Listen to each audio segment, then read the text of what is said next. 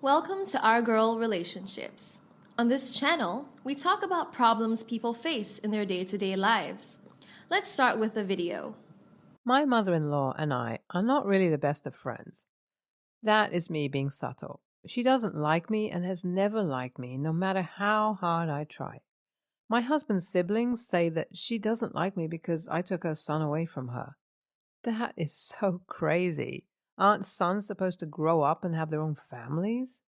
Anyways, her husband left her many years ago, not sure how long, but it was really a long time ago. My husband was her first and only son.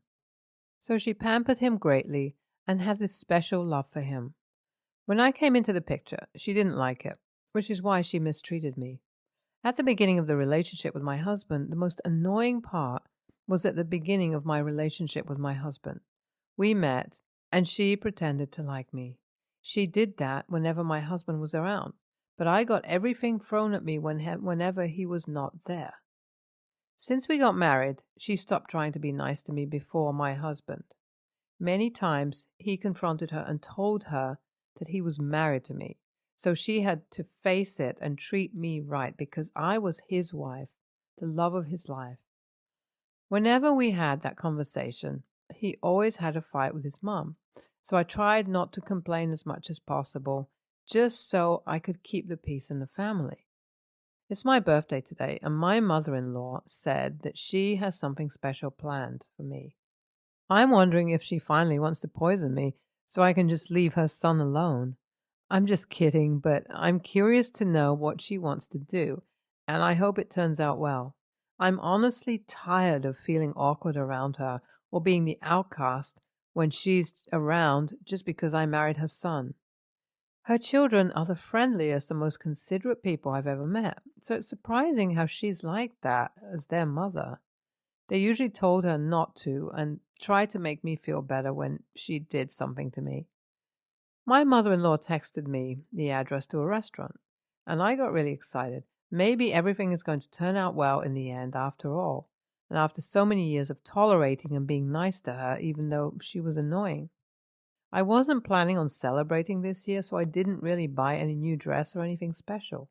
I found something nice in my wardrobe and paired it with nice accessories and shoes. My husband and I started getting ready to go. He is as surprised as I am, but we hope to have a wonderful time. I'm super excited for the evening. Let's see how it goes. I wonder who else she invited and how she came up with a plan. I also suspect my sister-in-laws put her up to it. I wouldn't be surprised if they did because they are the sweetest people ever and so different from their mom. I hope today's event is good. Fingers crossed. We got there roughly 20 minutes earlier and did a quick scan of the restaurant and found my mother-in-law. But something was off.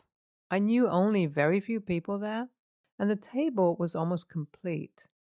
I brushed it off, saying maybe she had her own guests, and the people I knew, like sister-in-law and buddies, were still on their way because we were earlier. Still, something didn't feel right, but I decided to give her the benefit of the doubt. As we approached the table, no one seemed to celebrate with me. My mother-in-law introduced my husband to the rest of the people at the table. She slightly acknowledged me by saying that's his wife, and that was it. I texted my sister-in-law to find out if they were on their way, but they did not know what I was talking about. In fact, they were surprised that their mother would decide to celebrate me on my birthday when she wished I wasn't even a part of the family. Now my palms were getting sweaty. I hope I didn't set myself up by agreeing to come.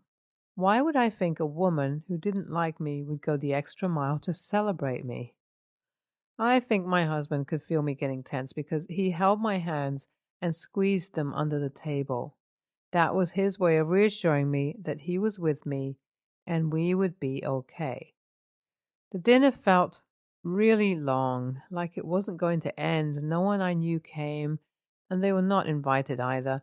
No one even knew me at the table. Neither did they know that it was my birthday. There was a different celebrant altogether. The child of my mother-in-law's friend had her birthday as well, so everyone thought we came to celebrate with them. My mother-in-law said that my husband had not had time for her, so she invited him so they could spend quality time together. I was only there because I always followed my husband around. I felt really embarrassed. The most annoying part is that it didn't end there. I became the subject of a conversation. It was like all her friends ganged up to make me feel bad. They started asking me questions they knew I wouldn't have answers to. I think the celebrant felt awkward too. It was her day to enjoy herself with her friends, but her mother and her friends were making it uncomfortable for a stranger and spoiling the vibes. My husband and I excused ourselves and asked mother-in-law to come as well. She acted like she didn't do anything and asked me if I was enjoying the party and if it suited my taste. I was going to reply, but my husband did before the crowds formed. He asked her why she invited us to someone else's party with people we didn't know. He was really angry and raised his voice at her. That was the first time I saw him speak to his mom like that. She also started to raise her voice. My mother-in-law said that I was even lucky I got invited because it was the closest I would ever get to being celebrated. That ticked me off, and it hit hard because I have a personal story about being neglected as a child, which she knew about. I wonder if she deliberately planned everything to make me feel less of myself on my birthday. If that was the case, then she was worse than I thought. At this time, I couldn't hold myself back again. I told my mother-in-law that I was the best daughter-in-law she could ever have because I put up with her nonsense and haven't yet made my husband cut ties with her. I told her that she could have married her son if she didn't like me that much, since no one could have stolen him from her. I told her many things that shocked both her and me as I spoke. I was so mad that I had no filter, and I didn't hold back on anything. I told her, and to anyone who cared to listen, what an awful person she had been to me since the first time we met. I was usually quiet when she did whatever she wanted to do, so this time I could tell that she wasn't expecting anything different. Now her friends and other guests at the birthday could hear everything I said to her. I wasn't trying to hide it or be quiet about the treatment I got, so they would know the kind of person that she truly was. My husband didn't stop me, even though I was talking to his mother. He just let me let all my frustration out. I remember how excited I had been to meet his mom the first time. I thought if he was that incredible, his mom would be super as well because she trained him. I was shocked that she didn't like me. What was there not to like? After giving my mother-in-law all that she asked for, I apologized to everyone, especially the celebrant. I didn't mean to steal her birthday away from her. My husband and I then left. But before then, my husband told her not to come back into our lives, as she had done enough damage already. She had some nerve doing what she did. He told her that he had tried to ignore how she treated me for years, but this was the last straw, and she just went overboard. Over the next few days, mother-in-law kept trying to reach my husband, but he didn't want to be reached. She tried to use his sisters to get to him, but he had made up his mind. This time, I didn't feel like I was destroying his family because he was cutting ties with his mother-in-law. She was just too much and thought that she could get away with anything. His sisters got to find out what their mother did, and they were also in support of my husband's decision. I have never felt more humiliated than I felt on that day, and to think that she picked my birthday to do that. I could have just had a pleasant time with my husband, which I wanted to do before. I had made reservations for us at one of our favorite spots. My husband thought we should decline his mom's invitation, but I was excited that she wanted to do something nice for me, and maybe our relationship would get better by that. I thought she was trying to make an effort, so I should try too, but I was wrong. So wrong, I wish I knew better. My mother-in-law didn't try to reach me, and I honestly don't care. I'm done being nice and trying to keep the family together. She brought this upon herself on her own. We wouldn't be attending any family events that she would be in any more because we are cutting all ties entirely from her. NTA, your mother-in-law played herself. She thought she would humiliate you, but she humiliated herself instead and lost her son. She should have known that she couldn't win because her son always protected you from her. YTA, you say that you have tolerated your mother in law for too long. How about leaving your family issues away from the public and sorting them out when you get home? Now, you don't care if your husband cuts ties with his mother. I am beginning to wonder if you really cared in the first place. Next story. I'm a 55-year-old woman, and my daughter Ellie, 28, is a catch. She's beautiful, brilliant, I mean genius smart, kind, and creative. She's the type of person to excel at anything and everything she does. She's never one to raise her voice or act inappropriately. She's pragmatic beyond her years, and she's a problem solver. Her career is flourishing, IT security, and she pays all of the bills. I've lived with her in her apartment for a year while I get back on my feet after a separation. Ellie does have one problem. She has no friends that I know of, except for her cat. This is a choice as far as I can tell, as she usually doesn't seem lonely or sad. It seems as if she functions alone and is comfortable being that way. I think she struggles to vocalize her feelings, and she always has. She's never dated or seemed interested in it. It worries me. I know Ellie has a different personality, and she's pretty quiet and shy, while I've always been a social butterfly. But I see her at family functions and parties. She looks uncomfortable and tends to keep to herself. When she's approached or spoken to, she chats normally and engages, but is brief. Ellie never complains about it and seems to have a nice time if asked about it later. Well, yesterday I called and told her I was bringing someone home with me for the night. She doesn't care who I interact with, but I wanted some privacy. I asked her to leave before I got there, but she told me she couldn't as she had something to do for work. I wound up coming home before my guest to confront her. She was in her room listening to loud music and working on her computer. I interrupted her and we got into a heated debate. I feel like it's unfair that she won't give me the apartment to myself once in a while. She said she has work to do and that she won't get involved in whatever I do. Eventually, I exploded and said that she wouldn't understand my point of view because she has no friends or relationships, and then I said that our family members judge her for it. I told her everyone is always worried because she's strange and distant. She doesn't wear her emotions on her sleeve, but I saw her face fall. She gathered some clothes, a laptop, and left the apartment without saying anything. I figured she needed to blow off some steam, so I enjoyed my night. She hadn't come back since yesterday, and she won't answer her phone.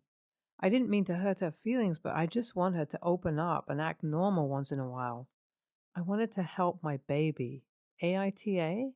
For people reading, she wouldn't and won't kick me out.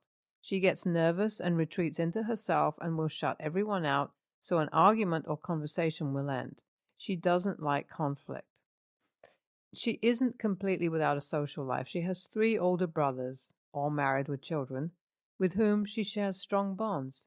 She looks up to them and seems to think the world of them. I get it. I'm a huge a-hole. My daughter is okay and is coming back. I will prostrate myself with as many apologies as she's willing to hear. YTA, you didn't want to help your baby? She's 28, not a baby. You wanted privacy for a booty call and were willing to hurt your daughter to get it?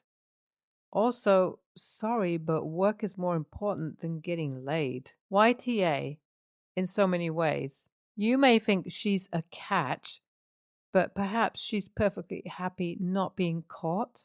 You're staying in her apartment, and you kicked her out so you could get laid? I hope she comes home to take care of her cat and take out the giant human trash bag that you are. Next story. My girlfriend, 26, female, took a long weekend trip to Nashville with a group of friends last weekend. They left Wednesday and came back yesterday. Before she left, I had agreed to pick her up at the airport when they came back. It's about a 40-minute drive from our place, and I didn't have anything planned yesterday, so it wasn't a big deal. I texted her yesterday morning to confirm their arrival time so that I could plan when I should leave, and she told me they were supposed to land at 3 p.m. I didn't hear from her the rest of the day, so I left our place at 2:30 p.m. and arrived at the airport at 3:15, and then texted her to let her know I was there.